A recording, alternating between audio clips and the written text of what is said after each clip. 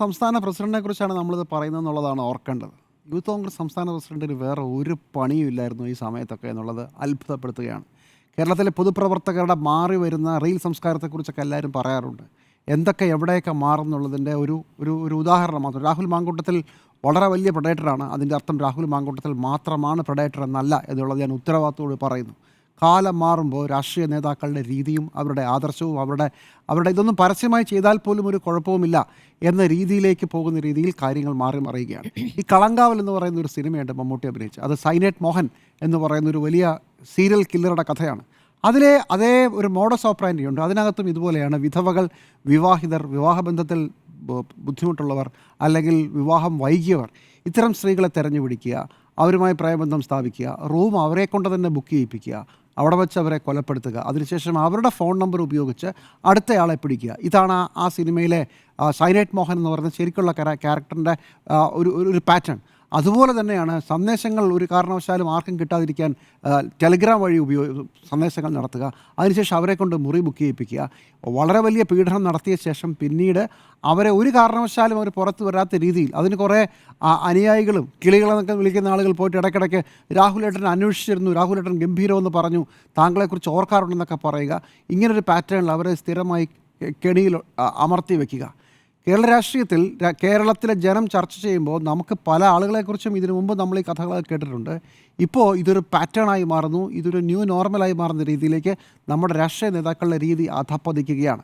ഒരു serial പ്രഡേറ്ററുടെ pattern, ഒരു serial കില്ലറുടെ pattern പോലെ തന്നെ അപകടകരമാണ് എന്നുള്ളതാണ്. പാർട്ടിയുടെ സംസ്ഥാന തലത്തിലുള്ള നേതാവ്, അയാൾക്കെതിരെ 3 സ്ത്രീകൾ ബലാത്സംഗ പരാതി ഉന്നയിക്കുന്ന അത്യപൂർവമായ ഒരു സംഭവമാണ്. ആദ്യത്തെ പരാതി പുറത്തു വരുമ്പോൾ തന്നെ പാർട്ടി അയാൾക്കെതിരെ നടപടിയെടുക്കുന്ന ഒരു സാഹചര്യം ഉണ്ടായത് എന്തുകൊണ്ടാണെന്ന് ഇപ്പോൾ നമുക്ക് മനസ്സിലായി. കാരണം ഇയാൾ വലിയ കുഴപ്പമാണെന്ന് അറിയാവുന്ന പാർട്ടിക്കാർ തന്നെയായിരുന്നു. അതുകൊണ്ടാണ് കേരള ചരിത്രത്തിൽ ഇന്നേ വരെ ഇങ്ങനെ ഒരു പരാതികളൊക്കെ ഉണ്ടാകുമ്പോൾ ഭരണപക്ഷത്തായാലും പ്രതിപക്ഷത്തായാലും UDF-ലായാലും LDF-ലായാലും ഇതിനു മുമ്പും MLA-മാർക്കെതിരെ പരാതികളൊക്കെ ഉണ്ടായിട്ടുണ്ടെങ്കിലും പാർട്ടിക്ക് അകത്തുനിന്ന് തന്നെ ഒരു വലിയ ശബ്ദം ഉണ്ടാകുന്ന ആദ്യമായിട്ടാണ്. അതിൻ്റെ കാര്യം എന്താണെന്ന് മനസ്സിലായി വരികയാണ്. ഇനിയും പരാതികൾ അണിയറയിലുണ്ട്. ഇയാൾ വലിയ കുഴപ്പമാണെന്നുള്ളത് പാർട്ടിക്കാർക്ക് തന്നെ അറിയാമായിരുന്നു. അതുകൊണ്ട് തന്നെ കേരളത്തിൽ ഒരു രാഷ്ട്രീയ പാർട്ടികളും ചെയ്യാത്തതുപോലെ അയാൾക്കെതിരെ അതിൽ സസ്പെൻഷൻ ഉണ്ടായി. അയാളെ പാർട്ടിയുടെ പ്രധാനപ്പെട്ട പദവിയിൽ നിന്ന് പുറത്താക്കി, അവസാനം സംഘടനയിൽ നിന്ന് പുറത്താക്കി. ഇപ്പോൾ അറസ്റ്റ് നടന്നു കഴിയുമ്പോൾ അയാളെ സംഘടനയിൽ നിന്ന് പുറത്താക്കിയാൽ മാത്രം പോരാ, ഇയാളുടെ MLA സ്ഥാനം രാജിവെക്കണമെന്ന് ആവശ്യപ്പെടുമെന്ന് പറയുന്നുണ്ട്. ആവശ്യപ്പെടുന്നതിനെക്കുറിച്ച് അത് അങ്ങനെയല്ല, ഞങ്ങളുടെ ആളല്ല എന്നൊക്കെ പറഞ്ഞ് കോൺഗ്രസ് ഒഴിഞ്ഞു പോകുന്നുമുണ്ട്. സത്യത്തിൽ അതുകൂടി കോൺഗ്രസ് പറഞ്ഞാൽ ചിത്രം പൂർത്തിയാകുന്നു. രാഹുൽ മാങ്കൂട്ടത്തിൽ രാജിവെക്കണം എന്ന് തന്നെ പറയുക. അങ്ങനെ ആർജവത്തോടെ പറയേണ്ട സമയത്ത് അതുകൂടെ ചെയ്യണം. കാരണം കോൺഗ്രസ് ഇതുവരെ ചെയ്തതെല്ലാം മാതൃകാപരമായ കാര്യങ്ങൾ തന്നെയാണ്. അതെന്തുകൊണ്ടാണ് പറയാത്തതെന്ന് അവർ ഉത്തരം പറയണം. പക്ഷേ എൻ്റെ ചോദ്യം, അതുകൊണ്ട് വിഷയം തീരുമോ? രാഹുൽ മാങ്കൂട്ടത്തിൽ രാജിവെക്കില്ല നമുക്കൊക്കെ അറിയാം. പക്ഷേ ഇതൊരു കേരളത്തിലെ ഞെട്ടിക്കേണ്ട ഒരു സംഭവത്തെ, ആ സംഭവത്തിൽ ഭരണപക്ഷത്ത് നിന്ന് CPM മറ്റുമെടുക്കുന്ന നിലപാട് പറയുന്നത് അത് രാഷ്ട്രീയ ലാഭത്തിന് വേണ്ടി കൂടിയാണ്. കാരണം രാജിവെക്കണമെന്ന് പറയണമെന്ന് മാത്രമല്ല, രഹസ്യമായി കോൺഗ്രസ് സഹായിക്കുന്നുണ്ട് എന്നുള്ളതാണ് പറയുന്നത്. അങ്ങനെയാണെങ്കിൽ അതിൻ്റെ വിശദാംശങ്ങളും കാര്യങ്ങളും അന്വേഷണത്തിലൂടെ പുറത്തു വരണം.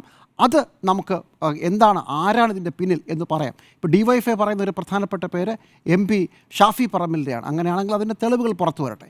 പക്ഷേ ഇതിനകത്തൊരു എത്തിക്കൽ ചോദ്യമുണ്ട്. പോലീസ് അറസ്റ്റ് ചെയ്ത് ജയിലിലായാൽ അയാളെ പാർട്ടിയിൽ നിന്ന്, അയാളുടെ ജനപ്രതിനിധി സ്ഥാനത്ത് നിന്നൊക്കെ അയാളെ പുറത്താക്കണം, അയാൾ രാജിവെച്ച് പോകണം എന്ന് ആവശ്യപ്പെടുമ്പോൾ സ്വർണ്ണക്കൊള്ള കേസിൽ പാർട്ടിയുടെ ഒരു പ്രധാനപ്പെട്ട പദവിയിൽ നിൽക്കുന്ന 2 പേർ, പാർട്ടിക്കാരനായ ഒരാൾ, അങ്ങനെ 3 പേരും ഇതുപോലെ തന്നെ ജയിലിൽ കിടപ്പുണ്ട്.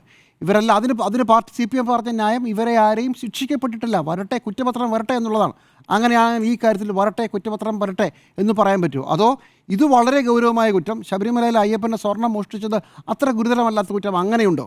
ഇത് 4 വോട്ടിന് വേണ്ടിയിട്ട് ഇങ്ങനെ ഒരു സംഭവത്തെ ഹൈജാക്ക് ചെയ്ത് ചർച്ച വഴിതിരിച്ച് പോകരുത് ദയവേത്. രാഷ്ട്രീയമാണ്, എന്ത് വേണമെങ്കിലും പറഞ്ഞോളൂ.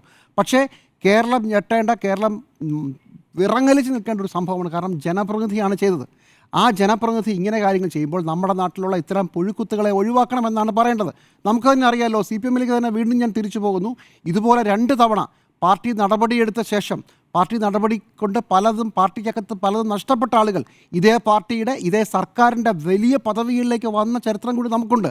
അപ്പോൾ നമ്മൾ ഒരു സെൽഫ് കോൺട്രഡിക്ടറി ആയിട്ടും കാര്യങ്ങൾ പറയരുത്. ഒരു വിരൽ നിങ്ങൾ ചൂണ്ടുമ്പോൾ നിങ്ങൾക്കെതിരെ 2-3 വിരലുകളൊക്കെ ചൂണ്ടുന്നുണ്ട്. അതൊക്കെ ഇതുവരെയുള്ള ചരിത്രം. പക്ഷേ ഇത് ഒരു പ്രത്യേക കേസായി കണ്ടുകൊണ്ട് നമ്മൾ രാഷ്ട്രീയ നേതാക്കളും രാഷ്ട്രീയ പാർട്ടികളും ആത്മപരിശോധന നടത്തേണ്ട സമയമാണ്. ഇങ്ങനെയൊക്കെ സംഭവങ്ങൾ നടക്കുന്നുണ്ട്. ഉറപ്പിച്ച് പറയാം, ഇത് ഒരാളല്ല. DYFIയുടെയൊക്കെ ആരോപണങ്ങളുടെ വിശദമായ തെളിവുകൾ പുറത്തു വരേണ്ടതുണ്ട്. പക്ഷേ ഇതൊരൊറ്റപ്പെട്ട സംഭവമല്ല എന്ന് തന്നെയാണ് ഞാൻ കരുതുന്നത്. പക്ഷേ കുറച്ചുകൂടെ വ്യക്തമായി ഇതിനെ രാഷ്ട്രീയത്തിന് പുറത്ത് നിന്നുകൊണ്ട് കണ്ടെത്താനുള്ള ഒരു ആത്മാർത്ഥത കാണിക്കണം. 10 വോട്ടിന് വേണ്ടി ചില സ്കോർ സെറ്റിൽ ചെയ്യാനുള്ള ഒരു അവസരമായി ദയവ് ചെയ്ത് ഇതിനെ മാറ്റരുത്. അത്രയ്ക്ക് വൃത്തികെട്ട ഒരാളെക്കുറിച്ചാണ് നമ്മളിത് പറയുന്നത്. അത് കോൺഗ്രസിൻ്റെ നെഞ്ചത്ത്, കോൺഗ്രസ് തിരിച്ച് CPM-ൻ്റെ നെഞ്ചത്ത് അങ്ങനെയല്ല പറയേണ്ടത്. തെരഞ്ഞെടുപ്പ് വരും പോകും, പക്ഷേ ഈ ഒരു സംഭവം ഇത്തരം ആളുകളെ സമൂഹത്തിൽ നിന്ന്, പാർട്ടികളിൽ നിന്ന്, അധികാര പദവിയിൽ നിന്ന് ജനപ്രതിനിധികളാകാനുള്ള സാധ്യതയിൽ നിന്നെല്ലാം ഒഴിവാക്കേണ്ട സമയമാണ്. അങ്ങോട്ടും ഇങ്ങോട്ടും നിങ്ങൾക്ക് ഇനിയും കോൺഗ്രസ് തിരിച്ചു പറഞ്ഞു തുടങ്ങിയിട്ടുണ്ട്. അങ്ങോട്ടും ഇങ്ങോട്ടും പറഞ്ഞ് വെറുതെ സമയം കളയരുത് എന്നുള്ളതാണ് എൻ്റെ നിലപാട്.